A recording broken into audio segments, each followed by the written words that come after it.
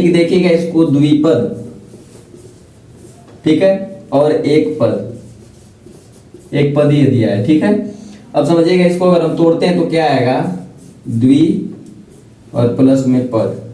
द्वि का मतलब होता है दो और पद का मतलब तो जानते हैं संख्या। Hello friends, welcome back to my new video. आज के इस वीडियो में मैं क्लास 9 जो मैथ का एनसीईआरटी बुक है उसका चैप्टर नंबर 2 बहुपद यानी पॉलिनोमियल्स, उसी को आज हम लोग देखेंगे। उसका जो प्रश्नावली है और उसमें जो हमको पॉइंट्स पढ़ने हैं उसको हम लोग क्लियर करेंगे बहुत ही आसान तरीके से। चलिए हम लोग शुरू करते हैं।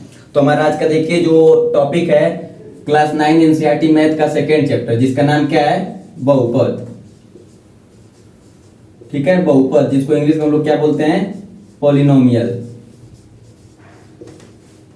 पॉलिनोमियल, ठीक है। आज हम लोग यही पढ़ेंगे। अब देखिए इसमें हमें कौन कौन से पॉइंट पढ़ने हैं, ठीक है। उस पॉइंट्स को पहले क्लियर करते चलते हैं, फिर उसके बाद हम लोग प्रश्नावली डायरेक्ट आएंगे। अब इसमें देखिए हमको पढ़ने हैं चर और अचर पद, यानी वेरिएबल और नॉन वेरिएबल, ठीक है।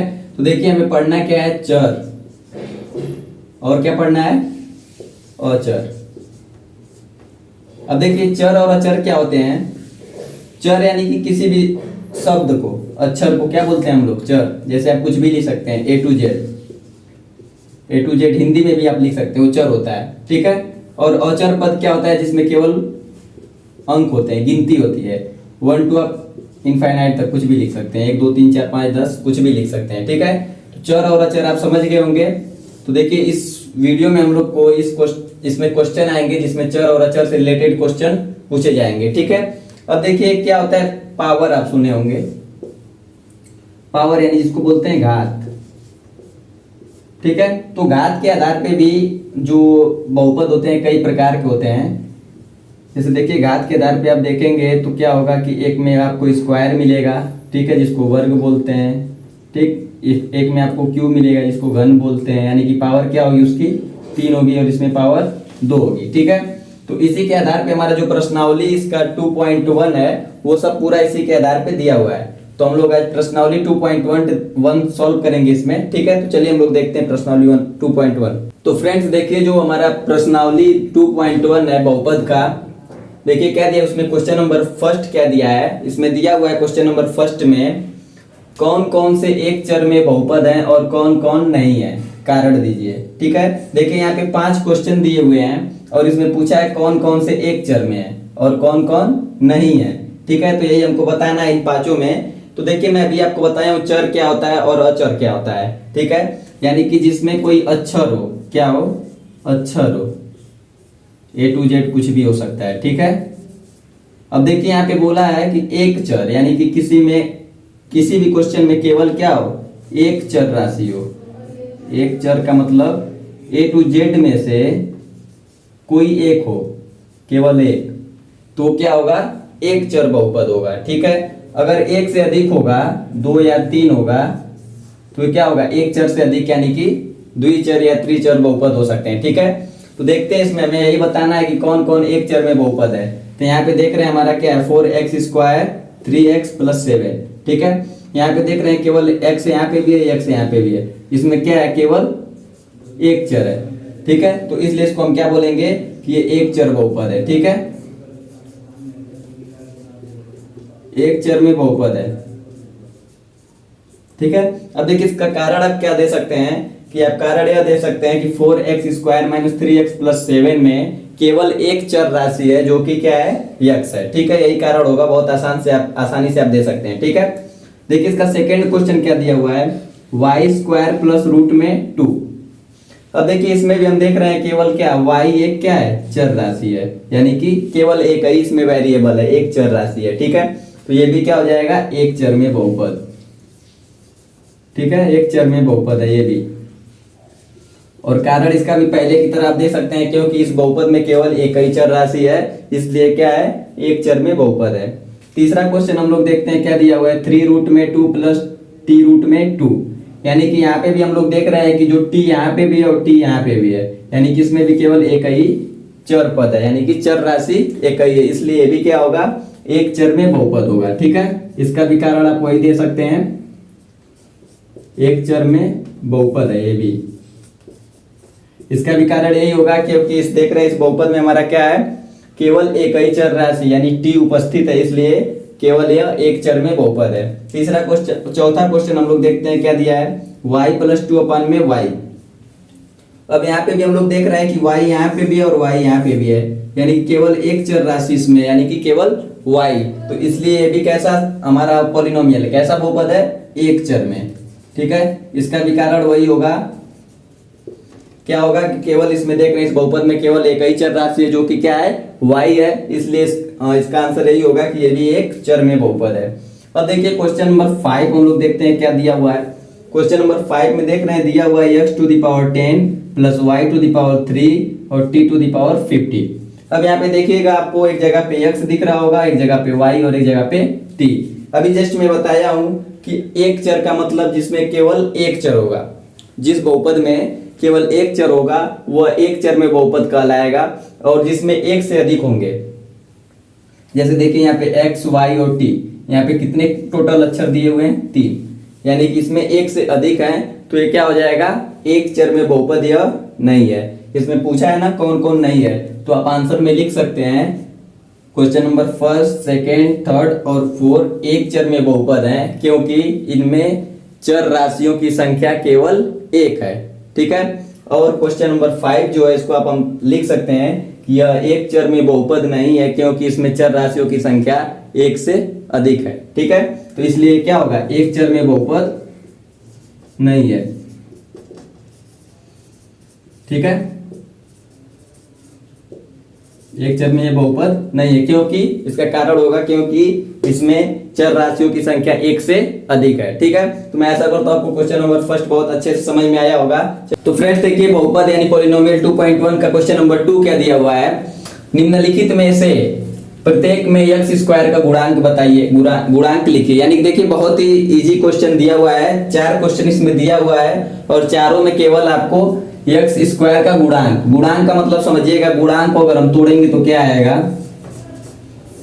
गुणांक दिया हुआ है। ठीक है, अब देखिए यहाँ पे हम अगर इसको तोड़ते हैं तो क्या होगा, पहले आएगा गुणा, फिर प्लस में आएगा अंक। ठीक है, तो इन दोनों को अगर हम मिलाएंगे तो क्या हो जाएगा हमारा गुणांक, यानी कि जिसका पूछा रहेगा उसमें किससे गुणा हुआ है, किस अंक से गुणा हुआ है, वही उसका क्या होता है, गुणांक होता है। तो चलिए हम लोग देखते हैं इसमें गुणांक किसका पूछा हुआ है। ठीक है, इसमें देख रहे हैं प्रत्येक में x² का गुणांक पूछा हुआ है। तो क्वेश्चन नंबर 1 देखिए क्या दिया है, 2 + x² + x में x² का गुणांक क्या होगा। तो जब इसको हल करेंगे तो लिखेंगे में, यहाँ पे लिख देंगे में, 2 + x² + x में x² का गुणांक देखिए, जब यहाँ पे अगर कुछ नहीं दिया हो, इसके पहले कुछ नहीं दिया हो, तो यहाँ पे क्या आ जाएगा 1। ठीक है, बस सिंबल देखना, अगर यहाँ प्लस है तो यहाँ +1 रहेगा, अगर यहाँ माइनस हो जाएगा तो -1 हो जाएगा। ठीक है, क्योंकि आपको पता है कि किसी भी संख्या में 1 से गुणा करने पर उसकी वैल्यू में परिवर्तन नहीं होती है। ठीक है, एक हमेशा उसमें उपस्थित होता है। अब देखिए दूसरा क्वेश्चन क्या दिया है, 2 - x² + x³ में x² का गुणांक क्या होगा। देखिए इसमें देखते हैं x² का गुणांक क्या होगा, देख रहे हैं x² यहाँ पे दिया हुआ है और इसके जस्ट पहले क्या दिया है, माइनस, तो यहाँ पे हम क्या लगा देंगे, -1 और 1, तो x² का गुणांक यहाँ पे पता चल गया। अब देखिए तीसरा क्वेश्चन क्या दिया है, π/2 x² + x में x² का गुणांक। अब देखिए इसमें देखते हैं क्या दिया हुआ है। अब यहाँ देख रहे हैं कि x² के पहले क्या दिया हुआ है, π/2। अभी मैं गुणांक को जब तोड़ा था तो क्या आया था, गुणा और अंक, गुणा प्लस अंक, यानी कि जिसका पूछेगा उसमें किस अंक से गुणा हुआ है। तो यहाँ पे देख रहे हैं π/2 से गुणा हुआ है, तो इसका गुणांक क्या हो जाएगा, π/2। ठीक है, अब इसी तरह देखिए क्वेश्चन नंबर 4 क्या दिया हुआ है, रूट में 2 - 1 में x² का गुणांक बराबर क्या है, बताइए आप हमें कमेंट में जरूर बताइएगा कि क्या ये पॉसिबल है क्योंकि यहाँ पे हम देख रहे हैं कि कहीं पे भी एक्स स्क्वायर दिखाई नहीं दे रहा है। तो इसमें से मैं आपको कहाँ से बताऊं कि एक्स स्क्वायर का गुणांक कहाँ होगा? तो इस क्वेश्चन को आप लिख सकते हैं कि इस क्वेश्चन में कोई एक्स स्क्वायर है ही नहीं, इसलिए इसमें एक्स स्क्वायर का गुणांक पॉसिबल यानी संभव नहीं है। ठीक है, तो इस तरह से देखिए इसके क्वेश्चन नंबर 2 के हम लोग 4 क्वेश्चन सॉल्व किए हैं। तो देखिए हमारा क्वेश्चन नंबर 3 क्या दिया हुआ है, जो कि मैं बताया हूँ आपको, बहुत ही मजेदार क्वेश्चन है और बहुत ही आसान क्वेश्चन है।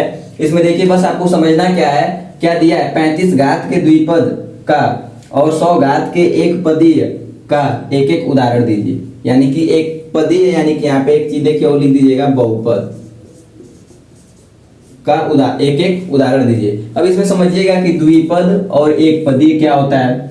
यानी कि देखिएगा इसको द्विपद, ठीक है, और एक पदीय दिया है। ठीक है, अब समझिएगा इसको अगर हम तोड़ते हैं तो क्या आएगा, द्वि और प्लस में पद। द्वि का मतलब होता है 2 और पद का मतलब तो जानते हैं संख्याओं। ठीक है, अब देखिए एक तो आप जानते हैं, इसको तोड़ेंगे तो 1 और प्लस में पद। इसका एक का मतलब एक ही होता है और पद का मतलब पद ही। ठीक है, कितने पद हैं उसमें। अब देखिए जब द्विपद का मतलब क्या होता है कि जिसमें 2 और पद, 2 पद हो। ठीक है, उस पॉलिनोमियल में, उस बहुपद में आपको 2 पद होने चाहिए। ठीक है, और एक पदीय का मतलब जिसमें एक पद, केवल एक ही पद हो। ठीक है, अब देखिए यहाँ पे कुछ शर्त भी रखा हुआ है कि 35 घात के द्विपद, यानी कि जिसकी घात क्या हो, 35 हो, उसके द्विपद बहुपद का एक उदाहरण देना है हमको। तो मान लीजिए आप कुछ भी A to Z अल्फाबेट जो होता है A to Z, इसमें से कोई भी ले सकते हैं, हिंदियों में ले सकते हैं, क से ज्ञ तक, क से ज्ञ तक, यानी कि कोई भी अक्षर होना चाहिए। तो देखिए अगर हमको लिखना है 35 घात के द्विपद, तो कोई भी एक अक्षर आप लेंगे, जो भी आपका फेवरेट अक्षर उसको आप ले सकते हैं। जैसे मान लीजिए मैं मैथ वाले अक्षर x मानते हैं तो मैं यहाँ पे x लिख दिया। ठीक है, आपका आंसर भी किस में दिया होगा, x में दिया होगा, x ले लिया। अब देखिए क्या बोला है, 35 घात, यानी कि x के घात पे हम कर दिए 35 और प्लस, यहाँ पे कुछ भी लगा सकते हैं आप, प्लस या माइनस। पद का मतलब देखिए क्या होता है कि कभी भी जो ये बीच में प्लस या माइनस होता है, यही 2 पदों में विभक्त करता है। ठीक है, तो यहाँ पे प्लस या माइनस कुछ भी ले सकते हैं, तो मैं प्लस ले लिया हूँ, x⁵ प्लस, यहाँ पे आप कुछ भी लिख सकते हैं, 5 लिख सकते हैं। अन्यथा देखिए एक आध एग्जांपल और लिख सकते हैं, y⁵, यहाँ पे माइनस लिख सकते हैं 2। ठीक है, तो ऐसे करके आप लिख सकते हैं। यहाँ पे अगर आपको ऐसे भी लिख सकते हैं 2y पे 34, ये भी गलत नहीं होगा। ठीक है, तो इस तरह से आप द्विपदीय बहुपद का एग्जाम्पल दे सकते हैं जिसकी घात क्या होगी, 35 होगी। अब चलिए देखते हैं 100 घात के एक पदीय बहुपद। जो 100 घात है, हमको इसको सॉल्व नहीं करना है, बस यही बताना था हमको कि एक एग्जाम्पल दीजिए, जो कि मैं आपको बता दिया हूँ, x⁵ प्लस 5। अब देखिए दूसरा क्या दिया हुआ है, 100 घात के एक पदीय बहुपद का एक उदाहरण दीजिए। ठीक है, तो देखिए 100 घात का मतलब वही मैं बताया हूँ, A to Z आप कुछ भी ले सकते हैं।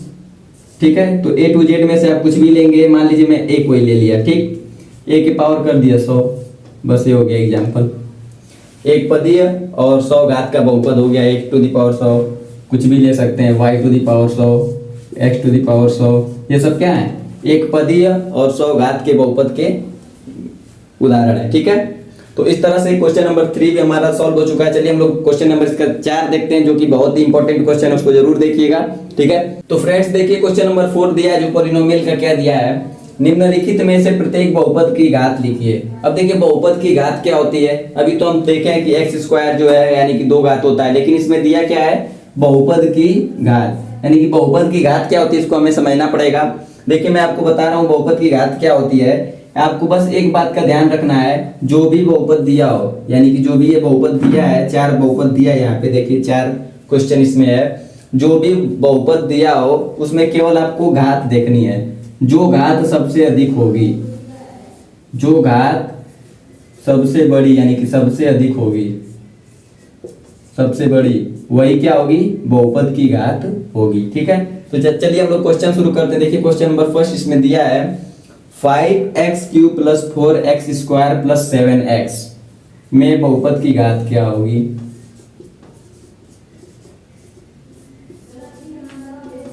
बहुपद की घात। अभी जस्ट मैं आपको बताया हूं कि घात जो सबसे बड़ी होगी वही क्या होगी, बहुपद की घात। इसमें देख रहे हैं घात किसकी बड़ी है सबसे, एक्स क्यू यानी कि 3।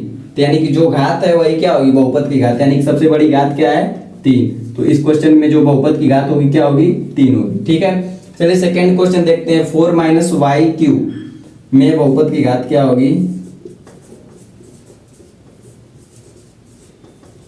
बहुपद की घात। अब देखिए इसमें जो चर पद है उसपे सबसे अधिक घात जो होगी वही क्या होगी, बहुपद की घात। यहाँ देख रहे हैं सबसे अधिक घात क्या है, 3 है, तो इसका भी आंसर क्या होगा, 3 होगा। ठीक है, अब देखिए तीसरा क्वेश्चन क्या दिया हुआ है, 5t माइनस रूट में 7 में बहुपद की घात क्या होगी।